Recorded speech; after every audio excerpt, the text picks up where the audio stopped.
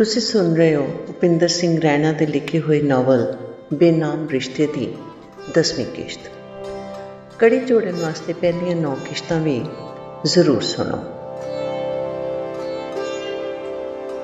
ਕੁੜੀਆਂ ਦੀਆਂ ਇਹੋ ਜਿਹੀਆਂ ਕਹਾਣੀਆਂ ਨਾਲ ਹੀ ਇਸ ਤਰਾਸਦੀ ਦਾ ਅੰਤ ਨਹੀਂ ਹੁੰਦਾ।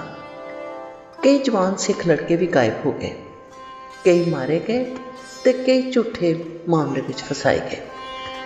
ਕਸ਼ਮੀਰ ਦੇ ਹਾਲਾਤ ਇਹੋ ਜਿਹੇ ਹੋ ਗਏ ਕਿ ISI ਦਾ ਕਾਫੀ ਪ੍ਰਭਾਵ ਹੋ ਗਿਆ। ਕਸ਼ਮੀਰ ਨੂੰ ਪੂਰੀ ਤਰ੍ਹਾਂ ਇਸਲਾਮੀਕਰਨ ਦਾ ਟੀਚਾ ਬਣਾ ਲਿਆ ਗਿਆ। ਹਿੰਦੂ ਸਿੱਖਾਂ ਦਾ ਸਫਾਇਆ ਕਰਕੇ ਸ਼ੁੱਧ ਇਸਲਾਮੀ ਦੇਸ਼ ਬਣਾਉਣਾ ਮਿਥ ਲਿਆ ਗਿਆ। ਜਿਹੜੇ ਕਸ਼ਮੀਰੀ ਹਿੰਦੂ ਸਿੱਖ ਭਾਈਚਾਰੇ ਕਾਰਨ ਮੰਨੇ ਜਾਂਦੇ ਸਨ, ਉਹ ਇਸ ਪ੍ਰਭਾਵ ਕਾਰਨ ਕਸ਼ਮੀਰੀਅਤ ਹੀ ਭੁੱਲ ਗਏ।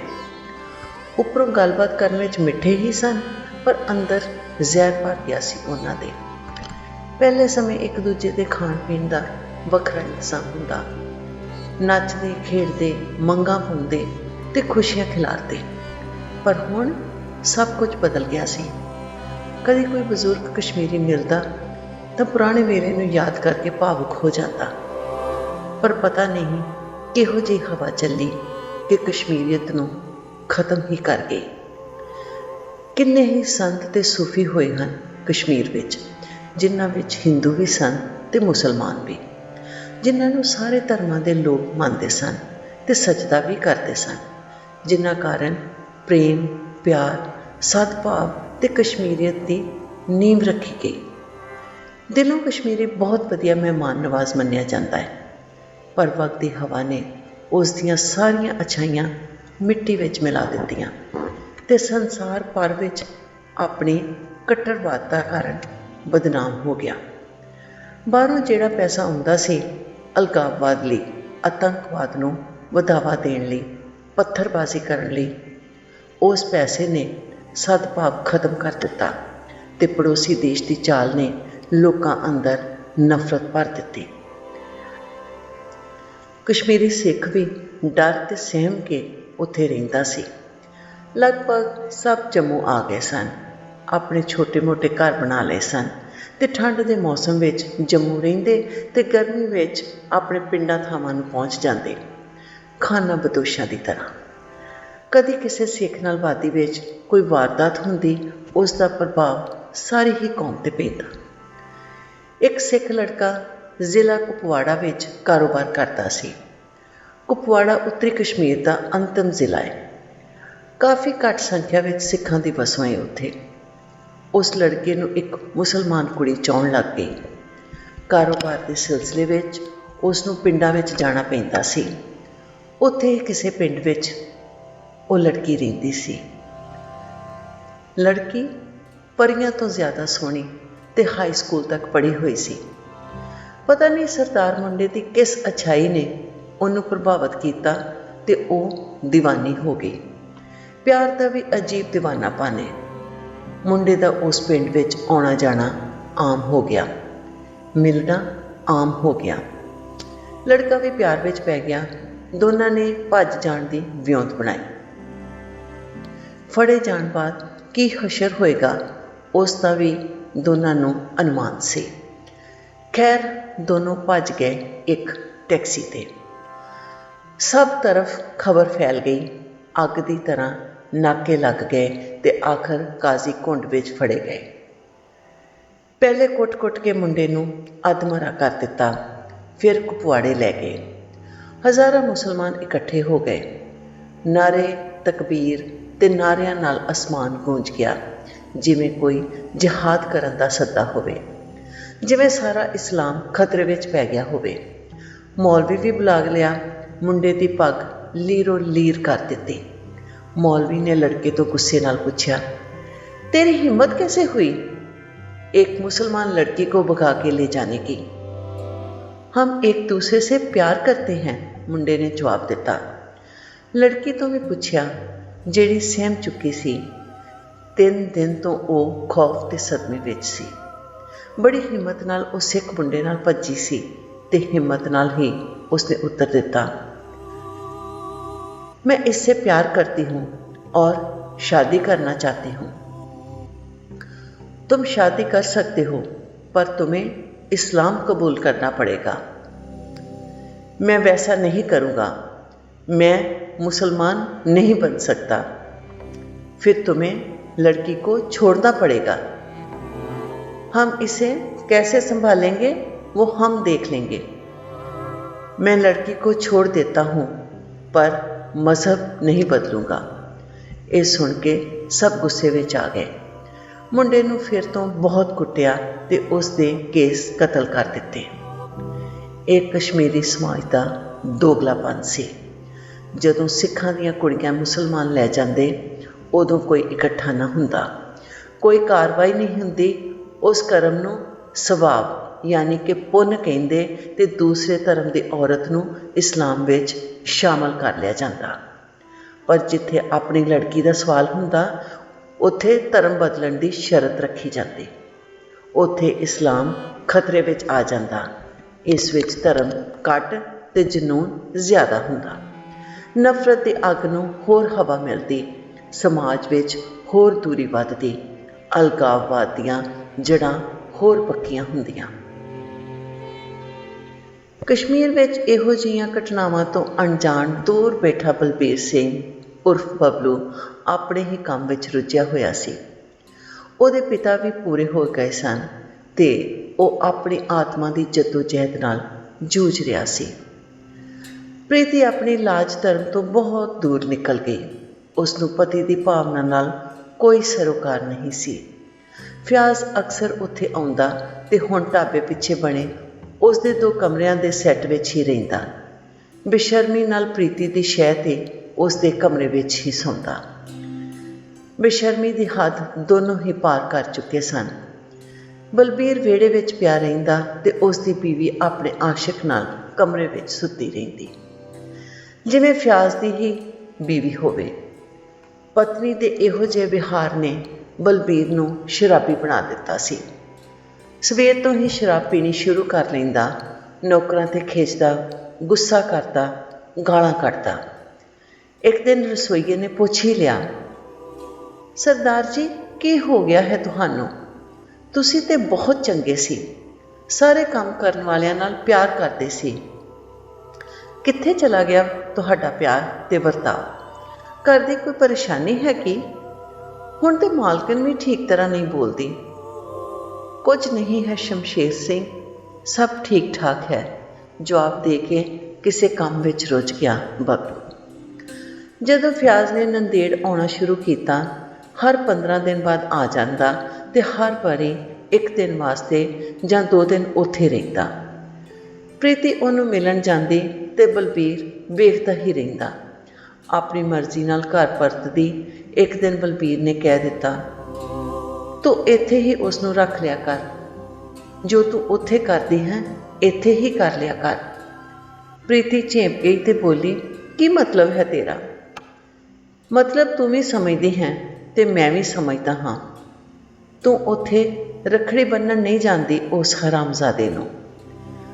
ਬਬਲੂ, ਜ਼ਬਾਨ ਸੰਭਾਲ ਕੇ ਗੱਲ ਕਰ। ਉਸ ਲਈ ਹਰਾਮਜ਼ਾਦਾ ਕਹਿਣਾ ਵੀ ਤੂੰ ਨਹੀਂ ਸੁਣ ਸਕਦੀ। ਤੂੰ ਸ਼ਾਦੀशुदा ਹੋ ਕੇ ਵੀ ਉਸ ਦੀ ਹਵਸ ਪੂਰੀ ਕਰਦੀ ਹੈ ਤੇ ਸਾਲਾ ਕਸ਼ਮੀਰ ਤੋਂ ਹਰ ਮਹੀਨੇ ਆਉਂਦਾ ਹੈ ਕਿਸੇ ਗੈਰ ਦੀ ਬੀਵੀ ਨਾਲ ਰੰਗ ਰਲੀਆਂ ਮਨਾਉਣ ਵਾਸਤੇ। 1 ਵਾਰੀ ਹੋਇਆ, 2 ਵਾਰੀ ਹੋਇਆ, ਉਸਨੇ ਤੇ ਤੈਨੂੰ ਰਖੇਲ ਹੀ ਬਣਾ ਕੇ ਰੱਖ ਲਿਆ। ਤੂੰ ਆਪ ਵਿਵਚਾਰ ਦੀ ਇੱਕ ਮੂਰਤ ਬਣ ਗਈ ਹੈ, ਜਿਵੇਂ ਈਸ਼ਵਰ ਨੇ ਵਿਵਚਾਰ ਕਰਨ ਲਈ ਹੀ ਤੈਨੂੰ ਜਿਸਮ ਦਿੱਤਾ ਹੈ। ਜ਼ਿਆਦਾ ਬਕਵਾਸ ਕਰਨ ਦੀ ਲੋੜ ਨਹੀਂ ਹੈ। ਤੇਰੇ ਨਾਲ ਆਉਣ ਤੋਂ ਪਹਿਲੇ ਹੀ ਇਹ ਪ੍ਰਣ ਲਿੱਤਾ ਸੀ। ਤੂੰ ਪ੍ਰਣ ਮਿਲਣ ਲਈ ਕੀਤਾ ਸੀ, ਉਸ ਨਾਲ ਸੌਣ ਲਈ ਨਹੀਂ।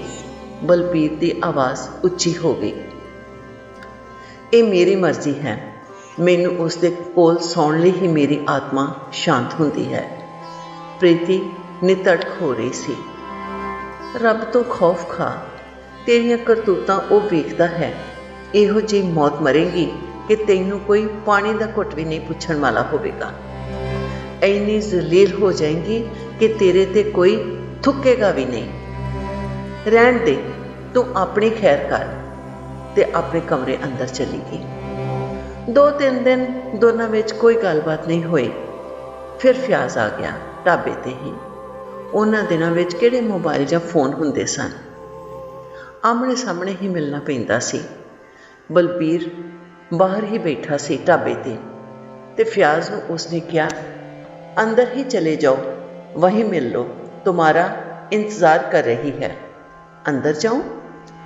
बलबीर ने अंदर जाने का इशारा किया। वो झिझकता ते डरता होया अंदर चला गया। प्रीति वेख के बड़ी हैरान हो गई। पूछया, सीधे अंदर आ गए? हाँ, तुम्हारे खावन ने अंदर आने के लिए ही कहा है। चलो ठीक हुआ, उसने खुद ही अंदर आने का रास्ता साफ कर दिया है। बैठो, चाय पानी पिलाती हूँ। पर यह कैसे हुआ? सब कुछ तो वो जानता है। हम पर्दे में मिलते थे, उसने बेपर्दा कर दिया। पर यह बात ठीक नहीं। कहीं वो रात को मेरा कत्ल ही न करवा दे। फ्याज ने शंका प्रकट की थी। नहीं, ऐसी कोई बात नहीं, इसकी इतनी हिम्मत नहीं। वो कुछ नहीं कर सकता, तुम बेफिक्र रहो। मैंने उससे पूछ लिया है, उसने खुद ही कहा है कि तुम यहीं रह सकते हो। हुण तक प्रीति एक बेटी दी मां बन चुकी सी ते दूसरे बच्चे दी भी उम्मीद हो गई सी। हुण फ्याज सीधा ढाबे विच आ जांदा, 1-2 दिन रह के कश्मीर मुड़ जांदा। कश्मीर भी उसने एक वोटी रखी हुई सी।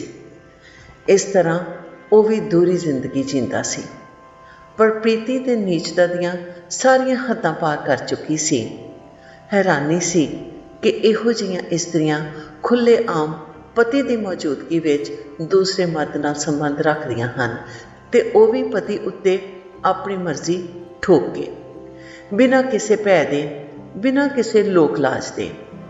पता नहीं किवें उन्हां दी आत्मा उन्हां नूं इहो कुछ करन दिंदी है। असल विच आत्मा हुंदी ही नहीं इहो जिहियां तरीमतां दी। केवल खुदगर्जी ते ऐश ही उन्हां दी जिंदगी दा मकसद रह जाता है। बलबीर दे पिता दे मरण वेले वो कश्मीर गया सी, पर पिता दे संस्कार ते नहीं पहुंच सकिया। एक दिन देर नाल पुज्जिया, पिता दे अंतिम दर्शन भी नहीं कर सकिया। उसने सोचा, इत्थे कौन जमीन जायदाद की देख रेख करेगा, कोई ना कोई कब्जा कर लवेगा। चंगा है कि वेच ही जावां। सिखां दीयां ज़मीनां खरीदण वास्ते कई तैयार सन ते पिता दे दसवें तो पहले ही खरीददार लभ गया ते मकान ते आले दुआले दी ज़मीन छड्ड के उसने सारी ज़मीन बेच दित्ती ते कश्मीर नूं छड्ड गया, कदी ना वापस आउण लई। उसे पैसे दी उसने अपने ढाबे दे पिछे नाल लगदी 4 एकड़ ज़मीन खरीद ली। पैसे नूं ज़ाया नहीं किया। उसने ज़मीन विच पोल्ट्री फार्म बना लिया।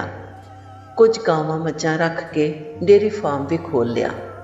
बाकी सारी ज़मीन विच सब्जियां ते दाल की खेती कर ली। 2 कामे रख ले ते जिहड़ी ज़मीन ते काम करते सन उस इलाके विच पानी की बहुतात होने कारण बोर भी करवा लिया ते खेतीबाड़ी लई पानी की समस्या भी नहीं रही। कारोबार उसने चंगा चला लिया। बलबीर के 2 बच्चे भी हो गए, एक कुड़ी ते एक मुंडा।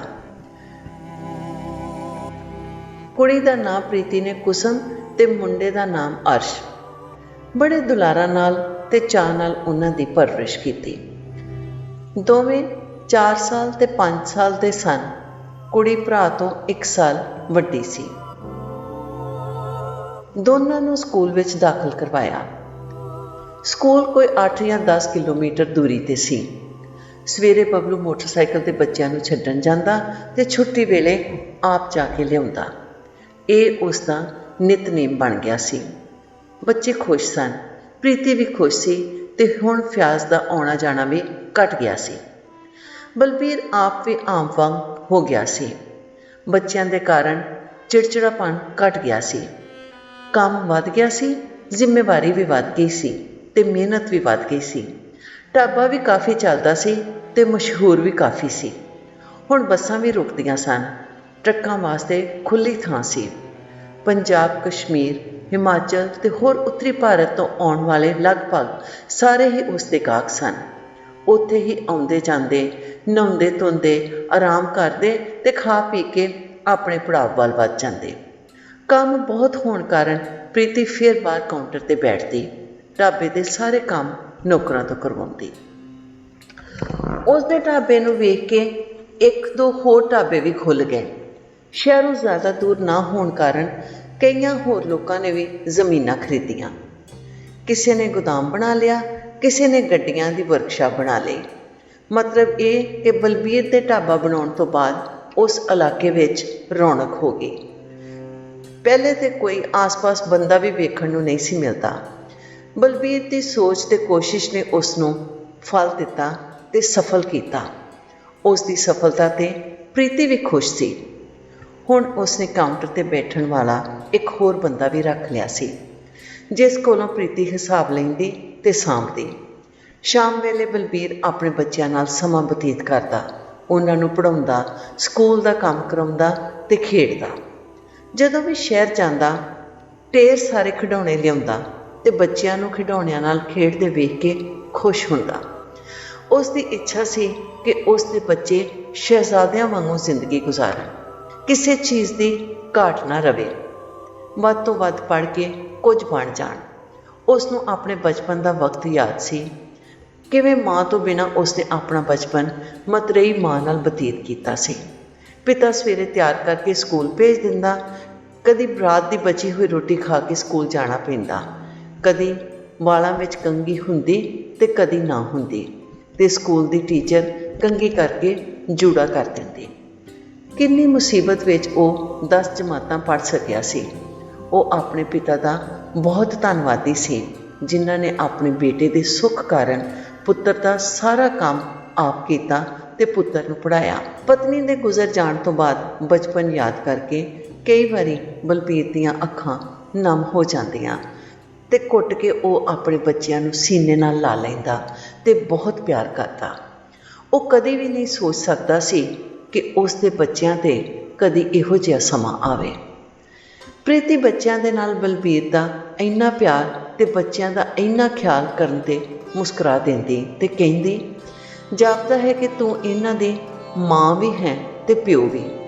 ਸਵੇਰੇ ਉੱਠਣ ਤੋਂ ਲੈ ਕੇ ਸੌਣ ਤੱਕ ਤੇਰੇ ਨਾਲ ਹੀ ਰਹਿੰਦੇ ਹਨ, ਮੇਰੇ ਕੋਲ ਤਾਂ ਆਉਂਦੇ ਹੀ ਨਹੀਂ। ਹਾਂ ਪ੍ਰੀਤੀ, ਬੱਚੇ ਤੇ ਰੱਬ ਦਾ ਰੂਪ ਹਨ, ਜਿਹੜਾ ਪਿਆਰ ਕਰਦਾ ਹੈ ਉਸੇ ਦੇ ਹੋ ਜਾਂਦੇ ਨੇ। ਮੈਂ ਤੇ ਇਹਨਾਂ ਦਾ ਪਿਓ ਹਾਂ, ਬਲਬੀਰ ਕਹਿੰਦਾ। ਹਾਂ ਕਿਉਂ ਨਹੀਂ, ਤੇ ਮੁਸਕਰਾ ਕੇ ਪ੍ਰੀਤੀ ਕੰਮ ਵਿੱਚ ਰੁੱਝ ਜਾਂਦੀ। ਆਪਣੇ ਖਾਣ ਲਈ ਉਹ ਆਪਣਾ ਭੋਜਨ ਆਪ ਹੀ ਬਣਾਉਂਦੀ ਸੀ।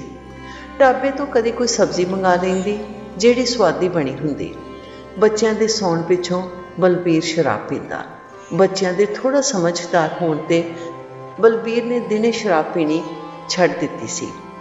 ਪਹਿਲੇ ਉਹ ਦੇਸੀ ਸ਼ਰਾਬ ਆਪ ਹੀ ਬਣਾ ਲੈਂਦਾ ਸੀ, ਹੁਣ ਉਸਨੇ ਇਹ ਕੰਮ ਵੀ ਬੰਦ ਕਰ ਦਿੱਤਾ ਸੀ। ਨੰਦੇੜ ਮਹਾਰਾਸ਼ਟਰ ਦਾ ਉੱਘਾ ਸ਼ਹਿਰ ਸੀ। ਇਸ ਸ਼ਹਿਰ ਦੀ ਮਾਨਤਾ ਸਿੱਖ ਕੌਮ ਵਾਸਤੇ ਹੋਰ ਵੀ ਵਧੇਰੀ ਆ, ਕਿਉਂਕਿ 10ਵੇਂ ਪਾਤਸ਼ਾਹ ਸ੍ਰੀ ਗੁਰੂ ਗੋਬਿੰਦ ਸਿੰਘ ਜੀ ਨੇ ਆਪਣੇ ਅੰਤਮ ਸਾਲ ਇੱਥੇ ਹੀ ਬਤੀਤ ਕੀਤੇ ਸਨ। ਅਨੰਦਪੁਰ ਸਾਹਿਬ ਛੱਡਣ ਉਪਰੰਤ ਜਦੋਂ ਮੁਗਲਾਂ ਨਾਲ ਜੰਗ ਹੋਈ, ਆਪਣੇ ਚਾਰੇ ਸਾਹਿਬਜ਼ਾਦੇ ਕੌਮ ਉੱਤੋਂ ਤੇ ਇਸ ਦੇਸ਼ ਉੱਤੋਂ ਵਾਰ ਦਿੱਤੇ। ਆਪਣੀ ਮਾਤਾ ਨੂੰ ਵਾਰ ਦਿੱਤਾ, ਸਾਰਾ ਸਰਬੰਸ ਵਾਰ ਦਿੱਤਾ। ਆਪਣੇ ਕੁਝ ਸਿੰਘਾਂ ਨੂੰ ਲੈ ਕੇ ਦੱਖਣ ਵੱਲ ਚਾਲੇ ਪਾ ਦਿੱਤੇ। ਉਹਨਾਂ ਦਾ ਮਕਸਦ ਸ਼ਿਵਾਜੀ ਮਰਹੱਟੇ ਨੂੰ ਮਿਲਣਾ ਸੀ ਕਿ ਉਹਨਾਂ ਨਾਲ ਮਿਲ ਕੇ ਮੁਗਲ ਸਲਤਨਤ ਨਾਲ ਲੋਹਾ ਲਿਆ ਜਾਵੇ। ਜਿਹੜਾ ਹਿੰਦੂ ਕੌਮ 'ਤੇ ਜ਼ੁਲਮ ਤੇ ਤਸ਼ੱਦਦ ਹੋ ਰਿਹਾ ਹੈ, ਉਸ ਦਾ ਅੰਤ ਕੀਤਾ ਜਾਵੇ। ਪਰ ਬਦਕਿਸਮਤੀ ਇਹ ਹੋਈ ਕਿ ਸ਼ਿਵਾਜੀ ਦਾ ਦੇਹਾਂਤ ਹੋ ਗਿਆ। ਜਦੋਂ ਗੁਰੂ ਜੀ ਰਸਤੇ ਵਿੱਚ ਹੀ ਸਨ ਤੇ ਮਿਲਣ ਨਹੀਂ ਹੋ ਸਕਿਆ ਤੇ ਗੁਰੂ ਸਾਹਿਬ ਨੰਦੇੜ ਆ ਗਏ। ਨਰਮਦਾ ਨਦੀ ਦੇ ਕਿਨਾਰੇ ਆ ਕੇ ਰੁਕ ਗਏ ਤੇ ਇੱਥੇ ਹੀ ਬਾਕੀ ਦਾ ਸਮਾਂ ਬਤੀਤ ਕੀਤਾ। ਇੱਥੇ ਹੀ ਉਹਨਾਂ ਦੀ ਭੇਂਟ ਮਾਧੋ ਦਾਸ ਨਾਲ ਹੋਈ, ਜੋ ਰਾਜੌਰੀ ਜੰਮੂ ਤੋਂ ਆ ਕੇ ਇੱਥੇ ਰਹਿੰਦਾ ਸੀ ਤੇ ਬੜੀ ਜੰਤਰ ਤੰਤਰ ਵਿੱਦਿਆ ਤੋਂ ਜਾਣੂ ਸੀ। ਬੜੇ ਕਰਾਮਾਤੀ ਕਰਤੱਵ ਕਰਦਾ ਸੀ ਤੇ ਵਹਿਮਾਂ ਵਿੱਚ ਪਰੇ ਲੋਕ ਉਸ ਕੋਲੋਂ ਕਈ ਉਪਚਾਰ ਕਰਾਉਂਦੇ ਸਨ। ਗੁਰੂ ਜੀ ਨੇ ਉਸ ਨੂੰ ਇਹਨਾਂ ਕੰਮਾਂ ਤੋਂ ਵਰਜਿਆ, ਸਿੱਖ ਸਾਜਿਆ ਤੇ ਨਾਮਕਰਨ ਕੀਤਾ ਤੇ ਉਸ ਨੂੰ ਬੰਦਾ ਸਿੰਘ ਬਹਾਦਰ ਬਣਾ ਦਿੱਤਾ। ਗੁਰੂ ਜੀ ਉੱਥੇ ਰਹਿ ਕੇ ਆਪਣੇ ਸੁਭਾਅ ਅਨੁਸਾਰ ਧਰਮ ਦਾ ਪ੍ਰਚਾਰ ਕੀਤਾ। ਦੱਖਣ ਵਿੱਚ ਹੀ ਸਿੱਖ ਧਰਮ ਨੂੰ ਆਪ ਉੱਥੋਂ ਦੇ ਲੋਕਾਂ ਵਿੱਚ ਪ੍ਰਚਲਿਤ ਕੀਤਾ। ਨੰਦੇੜ ਸਾਹਿਬ ਦੇ ਇਰਦ ਗਿਰਦ 12 ਗੁਰਦੁਆਰੇ ਬਣੇ ਹਨ, ਜਿੱਥੇ ਦੂਰ ਦੁਰਾਡੇ ਤੋਂ ਜਾ ਕੇ ਸੰਗਤਾਂ ਦਰਸ਼ਨ ਕਰਦੀਆਂ ਹਨ ਤੇ ਆਪਣੀ ਯਾਤਰਾ ਸਫਲ ਕਰਦੀਆਂ ਹਨ। ਹਰ ਸਾਲ ਗੁਰੂ ਗੋਬਿੰਦ ਸਿੰਘ ਜੀ ਮਹਾਰਾਜ ਦੇ ਪ੍ਰਕਾਸ਼ ਗੁਰਪੁਰਬ 'ਤੇ ਬਹੁਤ ਵੱਡਾ ਸਮਾਗਮ ਹੁੰਦਾ ਹੈ।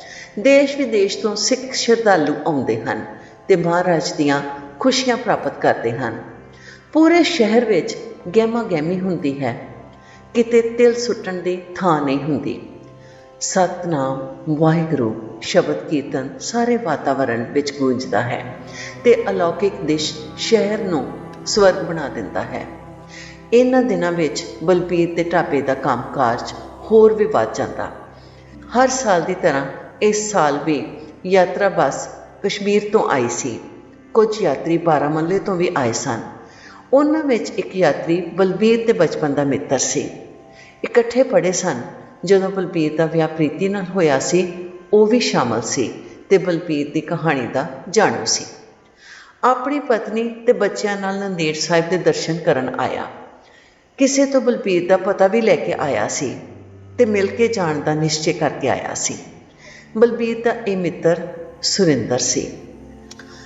ਆਪਣੇ ਬੱਚੇ ਤੇ ਪਤਨੀ ਜਥੇ ਨਾਲ ਹੀ ਛੱਡ ਕੇ ਬਲਬੀਰ ਤੋਂ ਮਿਲਣ ਆਇਆ। ਵੇਖ ਕੇ ਬਲਬੀਰ ਦੀ ਹੈਰਾਨੀ ਦੀ ਕੋਈ ਹੱਦ ਨਾ ਰਹੀ। ਕੁੱਟ ਕੇ ਜੱਫੀ ਪਾ ਕੇ ਮਿਲਿਆ। ਤੂੰ ਇੱਥੇ ਕਿਵੇਂ ਬਾਈ? ਯਾਤਰਾ ਬੱਸ ਵਿੱਚ ਆਇਆ ਹਾਂ ਦਰਸ਼ਨ ਕਰਨ, ਸੁਰਿੰਦਰ ਨੇ ਬੜੀ ਨਿੱਘ ਨਾਲ ਮਿਲ ਕੇ ਕਿਹਾ। ਤੂੰ ਤਾਂ ਯਾਰ ਕਮਾਲ ਕਰ ਦਿੱਤੀ। ਇੱਥੋਂ ਦਾ ਕਿਵੇਂ ਪਤਾ ਲੱਗਾ? ਮੈਂ ਬਾਰਾਮੂਲੇ ਤੋਂ ਹੀ ਤੇਰੀ ਭੂਆ ਕੋਲੋਂ ਪਤਾ ਕਰਕੇ ਆਇਆ ਸਾਂ। ਮੈਨੂੰ ਪਤਾ ਸੀ ਤੂੰ ਇੱਥੇ ਰਹਿੰਦਾ ਹੈ ਤੇ ਸੋਚ ਕੇ ਆਇਆ ਸੀ ਕਿ ਤੈਨੂੰ ਜ਼ਰੂਰ ਮਿਲ ਕੇ ਜਾਵਾਂਗਾ। ਇਕੱਲਾ ਆਇਆ ਹੈ? ਨਹੀਂ, ਬੱਚੇ ਲੈ ਕੇ ਆਇਆ ਹਾਂ। ਉਹਨਾਂ ਨੂੰ ਵੀ ਲੈ ਕੇ ਆਉਣਾ ਸੀ। ਪਹਿਲੇ ਤੇਰਾ ਟਿਕਾਣਾ ਤਾਂ ਲੱਭਦਾ। ਇੱਥੇ ਕਿੰਨੇ ਦਿਨ ਦਾ ਪ੍ਰੋਗਰਾਮ ਹੈ?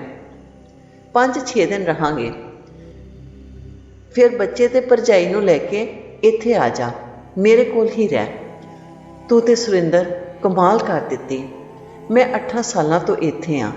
ਤੂੰ ਪਹਿਲਾ ਬੰਦਾ ਹੈ ਜਿਹੜਾ ਮੈਨੂੰ ਕਸ਼ਮੀਰ ਤੋਂ ਮਿਲਣ ਆਇਆ ਹੈ। ਮੈਂ ਗਦਗਦ ਹੋ ਗਿਆ ਹਾਂ ਮੇਰਾ ਯਾਰ। ਚੱਲ ਅੰਦਰ, ਤੈਨੂੰ ਪ੍ਰੀਤੀ ਨਾਲ ਮਿਲਾਉਂਦਾ। ਅੰਦਰ ਵੱਲ ਨੂੰ ਬਲਬੀਰ ਨੇ ਜਾਣ ਦਾ ਇਸ਼ਾਰਾ ਕੀਤਾ। ਹੁਣ ਤੇਰਾ ਹਿਸਾਬ ਠੀਕ ਹੈ? ਹਾਂ ਯਾਰ, ਇੱਥੇ ਸਭ ਠੀਕ ਹੋ ਗਿਆ। 2 ਬੱਚੇ ਵੀ ਹਨ, ਸਕੂਲ ਜਾਂਦੇ ਨੇ। ਇੱਥੇ ਨਾਲ ਲੱਗਦੀ 4 ਏਕੜ ਯਾਨੀ 32 ਕਨਾਲ ਜ਼ਮੀਨ ਵੀ ਖਰੀਦੀ ਆ, ਢਾਬੇ ਦੇ ਨਾਲ ਲੱਗਦੀ। ਤੈਨੂੰ ਸਭ ਵਿਖਾਵਾਂਗਾ। ਚੱਲ ਪਹਿਲੇ ਪ੍ਰੀਤੀ ਨੂੰ ਮਿਲ ਲਾ। ਉਹਨੂੰ ਅੰਦਰ ਲੈ ਗਿਆ। ਵੇਖ ਪ੍ਰੀਤੀ, ਕੌਣ ਆਇਆ ਹੈ? ਪ੍ਰੀਤੀ ਨੂੰ ਆਵਾਜ਼ ਦਿੰਦੇ ਬਲਬੀਰ ਨੇ ਕਿਹਾ।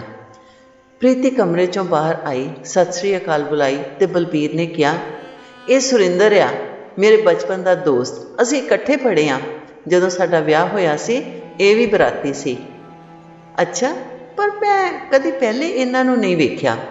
ਬਾਰਾਮੂਲੇ ਵੀ 1 ਸਾਲ ਰਹੀ ਹਾਂ, ਕਦੀ ਇਹ ਘਰ ਨਹੀਂ ਆਏ। ਮੈਂ ਆਪਣੇ ਕੰਮਕਾਰ ਵਿੱਚ ਹੀ ਫਸਿਆ ਰਹਿੰਦਾ। ਬੜੀ ਮੁਸ਼ਕਿਲ ਨਾਲ ਵਕਤ ਕੱਢ ਕੇ ਯਾਤਰਾ ਦਾ ਪ੍ਰੋਗਰਾਮ ਬਣਾਇਆ। ਉਹ ਵੀ ਘਰ ਵਾਲੀ ਪਿੱਛੇ ਪਈ ਹੋਈ ਸੀ। ਚਲੋ ਚੰਗਾ ਕੀਤਾ ਜੇ। ਦਰਸ਼ਨ ਵੀ ਭਾਗਾਂ ਨਾਲ ਹੀ ਪ੍ਰਾਪਤ ਹੁੰਦੇ ਨੇ। ਕਹਿ ਕੇ ਪ੍ਰੀਤੀ ਚਾਹ ਪਾਣੀ ਲਿਆਉਣ ਲਈ ਰਸੋਈ ਵਿੱਚ ਚਲੀ ਗਈ ਤੇ ਬਲਬੀਰ ਆਪਣੇ ਮਿੱਤਰ ਨਾਲ ਗੱਲਬਾਤ ਕਰਨ ਬੈਠ ਗਿਆ। ਬਬਲੂ ਯਾਰ, ਤੇਰੇ ਨਾਲ ਇਹ ਬਹੁਤ ਚੰਗਾ ਹੋਇਆ। ਤੈਨੂੰ ਕਮੇਟੀ ਦੇ ਪ੍ਰਧਾਨ ਨੇ ਇੱਥੇ ਭੇਜ ਦਿੱਤਾ। ਵਕਤ ਪਾ ਕੇ ਤੂੰ ਸੈੱਟ ਹੋ ਗਿਆ। ਹਾਂ ਯਾਰ, ਭੇਜਿਆ ਸੀ ਮੈਨੂੰ ਸੇਵਾਦਾਰ ਬਣਾ ਕੇ। 1.5-2 ਸਾਲ ਉੱਥੇ ਰਿਹਾ। ਮਹਾਰਾਜ ਦੀ ਜਿੰਨੀ ਬਣ ਸਕੀ ਸੇਵਾ ਕੀਤੀ ਤੇ ਫਿਰ ਇੱਕ ਦਿਨ ਫੁਰਨਾ ਆਇਆ ਕਿ ਕੋਈ ਕਾਰੋਬਾਰ ਕੀਤਾ ਜਾਵੇ। ਦੋਵਾਂ ਨੇ ਥੋੜ੍ਹੀ ਬਹੁਤ ਪੂੰਜੀ ਇਕੱਠੀ ਕੀਤੀ ਹੋਈ ਸੀ। ਕੁਝ ਘਰੋਂ ਪੈਸੇ ਮੰਗਾਏ ਤੇ ਆਪਣੀ ਹੀ 10 ਮਰਲੇ ਜ਼ਮੀਨ ਲੈ ਕੇ ਢਾਬਾ ਸ਼ੁਰੂ ਕਰ ਦਿੱਤਾ। ਵਾਹਿਗੁਰੂ ਦੀ ਕਿਰਪਾ ਨਾਲ ਸਭ ਠੀਕ ਚੱਲ ਰਿਹਾ। ਤੂੰ ਪਿਤਾ ਦੇ ਗੁਜ਼ਰਨ 'ਤੇ ਕਸ਼ਮੀਰ ਆਇਆ ਸੈਂ, ਪਰ ਉਹਨਾਂ ਦਿਨਾਂ ਵਿੱਚ ਮੈਂ ਕਸ਼ਮੀਰ ਵਿੱਚ ਨਹੀਂ ਸਾਂ। ਕਸ਼ਮੀਰ ਵਿੱਚ ਤੇ ਯਾਰ ਬਹੁਤ ਬੁਰਾ ਹਾਲ ਹੈ। ਸ਼ਾਮ ਪੈਂਦੇ ਹੀ ਸਨਾਟਾ ਛਾ ਜਾਂਦਾ ਹੈ। ਬਾਜ਼ਾਰ ਬੰਦ ਹੋ ਜਾਂਦੇ ਨੇ। ਸਾਰੇ ਆਵਾਜਾਈ ਦੇ ਸਾਧਨ ਬੰਦ ਹੋ ਜਾਂਦੇ ਨੇ। ਕੋਈ ਘਰੋਂ ਨਹੀਂ ਨਿਕਲ ਸਕਦਾ। ਮੌਤ ਵਰਗੀ ਸ਼ਾਂਤੀ ਫੈਲ ਜਾਂਦੀ ਹੈ। ਜਿਹੜਾ ਕਸ਼ਮੀਰ ਸਵਰਗ ਮੰਨਿਆ ਜਾਂਦਾ ਸੀ, ਉਹ ਅੱਜ ਨਰਕ ਤੋਂ ਵੀ ਬੁਰਾ ਹੋ ਗਿਆ ਹੈ। ਵਾਦੀ ਦੀਆਂ ਸਾਰੀਆਂ ਰੌਣਕਾਂ ਖਤਮ ਹੋ ਗਈਆਂ ਨੇ। ਆਤੰਕਵਾਦ ਤੇ ਅਲਗਾਵਵਾਦ ਨੇ ਸੁਹਿਰਦ ਤੇ ਪਿਆਰ ਦੀਆਂ ਜੜ੍ਹਾਂ ਖੋਖਲੀਆਂ ਕਰ ਦਿੱਤੀਆਂ ਨੇ। ਕਾਰੋਬਾਰ ਬੰਦ ਹੋ ਗਏ ਨੇ। ਸਵੇਰੇ 12 ਵਜੇ ਦੁਕਾਨਾਂ ਖੁੱਲ੍ਹਦੀਆਂ ਨੇ ਤੇ ਸ਼ਾਮ ਹੋਣ ਤੋਂ ਪਹਿਲੇ ਬੰਦ ਹੋ ਜਾਂਦੀਆਂ ਨੇ। ਬਾਹਰਲੇ ਮੁਲਕਾਂ ਤੋਂ ਪੈਸਾ ਆਉਂਦਾ ਤੇ ਉਸ ਪੈਸੇ ਨਾਲ ਹੀ ਸਾਰੀ ਬਰਬਾਦੀ ਹੁੰਦੀ ਹੈ। ਜਿੱਥੇ ਬੱਚੇ ਪੜ੍ਹਦੇ ਹਨ, ਤਾਲੀਮ ਹਾਸਲ ਕਰਕੇ ਆਪਣਾ ਭਵਿੱਖ ਬਣਾਉਣ ਦੀ ਸੋਚਦੇ ਨੇ, ਉਹਨਾਂ ਸਕੂਲਾਂ ਨੂੰ ਆਤੰਕਵਾਦੀ ਅੱਗਾਂ ਲਾ ਕੇ ਸਾੜ ਦਿੰਦੇ ਨੇ। ਸਾਰੀ ਕੌਮ ਨੂੰ ਅਨਪੜ੍ਹ ਤੇ ਜਾਲ ਬਣਾ ਦਿੱਤਾ। ਕਿਸੇ ਦਾ ਕੋਈ ਭਵਿੱਖ ਨਹੀਂ ਰਿਹਾ। ਪਰ ਲੀਡਰ ਕੁਝ ਨਹੀਂ ਕਰਦੇ। ਕੀ ਕਰਨਗੇ? ਸਾਰੇ ਚੋਰ ਨੇ। ਇੱਕ ਭਰਾ ਮੰਤਰੀ ਤੇ ਦੂਜਾ ਆਤੰਕਵਾਦੀਆਂ ਦਾ ਕਮਾਂਡਰ। ਕੇਂਦਰੀ ਸਰਕਾਰ ਤੋਂ ਭਰਾ ਪੈਸਾ ਲੈਂਦਾ ਹੈ ਤੇ ਪਾਕਿਸਤਾਨ ਤੋਂ ਦੂਜਾ ਭਰਾ ਪੈਸਾ ਲੈਂਦਾ। ਰਲ ਮਿਲ ਕੇ ਭੋਲੀ ਜਨਤਾ ਨੂੰ ਤਬਾਹ ਕਰ ਦਿੱਤਾ। ਆਪਣੇ ਬੱਚਿਆਂ ਨੂੰ ਵਿਦੇਸ਼ਾਂ ਵਿੱਚ ਪੜ੍ਹਨ ਭੇਜਦੇ ਨੇ ਤੇ ਗਰੀਬ ਤੇ ਆਮ ਲੋਕਾਂ ਦੇ ਬੱਚਿਆਂ ਦੇ ਪੜ੍ਹਨ ਵਾਲੇ ਸਕੂਲਾਂ ਨੂੰ ਫੂਕ ਦਿੰਦੇ ਨੇ। ਇਹ ਕਸ਼ਮੀਰ ਦੇ ਹਾਲਾਤ ਨੇ। ਇਹ ਤੇ ਬਹੁਤ ਬੁਰੀ ਗੱਲ ਹੈ। ਯਾਰ ਬਬਲੂ, ਅਸੀਂ ਕਿਸੇ ਜੋਗੇ ਨਹੀਂ ਰਹੇ। ਨਾ ਘਰ-ਬਾਰ ਛੱਡ ਕੇ ਕਿਤੇ ਜਾ ਸਕਦੇ ਹਾਂ, ਨਾ ਉੱਥੇ ਰਹਿਣ ਦਾ ਕੋਈ ਢੰਗ ਆ। ਪੰਡਤ ਚੰਗੇ ਰਹੇ, ਪੜ੍ਹੇ ਲਿਖੇ ਸਨ, ਭਾਰਤ ਦੇ ਕਈ ਸ਼ਹਿਰਾਂ ਵਿੱਚ ਵੱਸ ਗਏ ਤੇ ਸੁਖੀ ਨੇ। ਤੂੰ ਵੀ ਯਾਰ ਇੱਧਰ ਆ ਜਾ। ਮੇਰੇ ਲਈ ਤਾਂ ਮੁਮਕਿਨ ਨਹੀਂ। ਬਹੁਤ ਖਿਲਾਰਾ ਪਾਇਆ ਹੈ। ਉਸ ਨੂੰ ਸਾਂਭਾਂਗਾ ਤੇ ਕੋਈ ਪੈਸਾ ਨਹੀਂ ਮਿਲਣ ਵਾਲਾ। ਹੁਣ ਤੇ ਉੱਥੇ ਹੀ ਜੀਣਾ ਤੇ ਉੱਥੇ ਹੀ ਮਰਨਾ ਹੈ। ਇੰਨਾ ਮਾਯੂਸ ਨਾ ਹੋ ਸੁਰਿੰਦਰ, ਸਭ ਠੀਕ ਹੋ ਜਾਏਗਾ, ਬਲਬੀਰ ਨੇ ਦਿਲਾਸਾ ਦਿੱਤਾ। ਕੁਝ ਠੀਕ ਨਹੀਂ ਹੋਣ ਵਾਲਾ। ਦਿਨੋਂ ਦਿਨ ਹਾਲਾਤ ਵਿਗੜਦੇ ਨੇ। ਇਹ ਤੇ ਫੌਜ ਤੇ CRPF ਆ ਜਿਨ੍ਹਾਂ ਦੇ ਸਹਾਰੇ ਦਿਨ ਕੱਢ ਰਹੇ ਆ। ਉੱਥੇ ਤੇ ਕੁੰਨੀ ਵੀ ਚੋਰ ਹੈ ਤੇ ਕੜਛੀ ਵੀ ਚੋਰ। ਅਸੀਂ ਲੋਕ ਉਹਨਾਂ ਦੀਆਂ ਅੱਖਾਂ ਵਿੱਚ ਰੜਕਦੇ ਹਾਂ। ਸਾਡੀਆਂ ਧੀਆਂ ਭੈਣਾਂ ਮਹਿਫੂਜ਼ ਨਹੀਂ ਹਨ। ਮੇਰੀ ਬੱਚੀ 12 ਸਾਲ ਦੀ ਆ। ਮੈਨੂੰ ਹੁਣੇ ਚਿੰਤਾ ਖਾਈ ਜਾ ਰਹੀ ਹੈ ਕਿ ਉਸ ਦਾ ਕੀ ਹੋਵੇਗਾ। ਕਿੰਨੀਆਂ ਹੀ ਸਿੱਖਾਂ ਦੀਆਂ ਕੁੜੀਆਂ ਪਤਿਤ ਹੋ ਗਈਆਂ ਹਨ। ਸਾਡੀ ਕੌਮ ਨੂੰ ਹੀ ਖਤਮ ਕਰਨ ਦੀ ਵਿਉਂਤ ਹੈ ਉਹਨਾਂ ਦੀ। ਸੁਰਿੰਦਰ ਨੇ ਹੌਕਾ ਲਿਆ। ਉਹਨਾਂ ਦੀ ਗੱਲਬਾਤ ਤੋਂ ਉਸ ਦੀ ਚਿੰਤਾ ਦਾ ਅਨੁਮਾਨ ਲਾਇਆ ਜਾ ਸਕਦਾ ਸੀ। ਖੈਰ ਯਾਰ, ਸਭ ਠੀਕ ਹੋ ਜਾਵੇਗਾ। ਇਹੋ ਜਿਹੀ ਕੋਈ ਨੌਬਤ ਆਈ ਤਾਂ ਤੇਰਾ ਭਰਾ ਹਮੇਸ਼ਾ ਹਾਜ਼ਰ ਹੈ। ਜਦੋਂ ਵੀ ਆਉਣਾ ਚਾਹਵੇਂ ਆ ਜਾਈਂ। ਤੇ ਬਲਬੀਰ ਨੇ ਉਸ ਦੀ ਪਿੱਠ ਠੋਕੀ। ਗੱਲਾਂ ਬਾਤਾਂ ਕਰਦਿਆਂ ਬਹੁਤ ਵਕਤ ਬੀਤ ਗਿਆ। 1-2 ਵਾਰੀ ਚਾਹ ਵੀ ਪੀਤੀ ਤੇ ਰੋਟੀ ਵੀ ਛਕ ਲਈ ਸੀ। ਫਿਰ ਸੁਰਿੰਦਰ ਨੇ ਕਿਹਾ, ਕਾਫੀ ਦੇਰ ਹੋ ਗਈ ਹੈ, ਹੁਣ ਮੈਨੂੰ ਚੱਲਣਾ ਚਾਹੀਦਾ ਹੈ। ਬੱਚੇ ਇਕੱਲੇ ਨੇ। ਤੈਨੂੰ ਛੱਡਣ ਦਾ ਦਿਲ ਤੇ ਨਹੀਂ ਕਰਦਾ। ਜਾਪਦਾ ਹੈ ਜਿਵੇਂ ਤੂੰ ਸਾਰਾ ਕਸ਼ਮੀਰ ਆਪਣੇ ਨਾਲ ਲੈ ਕੇ ਆਇਆ ਹੈ। ਬਲਬੀਰ ਨੇ ਖੜੇ ਹੁੰਦਿਆਂ ਕਿਹਾ, ਕੱਲ ਬੱਚੇ ਲੈ ਕੇ ਆਉਣਾ। ਦਰਸ਼ਨ ਕਰਨ ਜਿੱਥੇ ਵੀ ਜਾਣਾ ਹੋਵੇ ਇੱਥੋਂ ਹੀ ਜਾਣਾ। ਤੇਰੇ ਰਹਿਣ ਦਾ ਸਾਰਾ ਪ੍ਰਬੰਧ ਇੱਥੋਂ ਹੋ ਜਾਵੇਗਾ। ਨਹੀਂ ਯਾਰ, ਜਥੇ ਨਾਲ ਰਵਾਂਗਾ। ਤੈਨੂੰ ਮਿਲਣਾ ਸੀ, ਮਿਲ ਲਿਆ। ਇੰਜ ਨਹੀਂ ਚੱਲੇਗਾ, ਤੈਨੂੰ ਆਉਣਾ ਹੀ ਪਵੇਗਾ। ਮੈਂ ਹੁਣ ਵੀ ਤੈਨੂੰ ਮੋਟਰਸਾਈਕਲ ਤੇ ਛੱਡ ਆਉਣਾ ਤੇ ਕੱਲ ਸਵੇਰੇ ਪਾਠ ਪੂਜਾ ਤੋਂ ਬਾਅਦ ਟੈਕਸੀ ਕਰਕੇ ਆ ਜਾਣਾ। 2 ਦਿਨ ਤੈਨੂੰ ਇੱਥੇ ਮੇਰੇ ਨਾਲ ਹੀ ਰਹਿਣਾ ਪਵੇਗਾ, ਬਲਬੀਰ ਨੇ ਜ਼ੋਰ ਪਾ ਕੇ ਕਿਹਾ ਤੇ ਉਹਨੂੰ ਛੱਡਣ ਚਲਾ ਗਿਆ ਨੰਦੇੜ ਸਾਹਿਬ।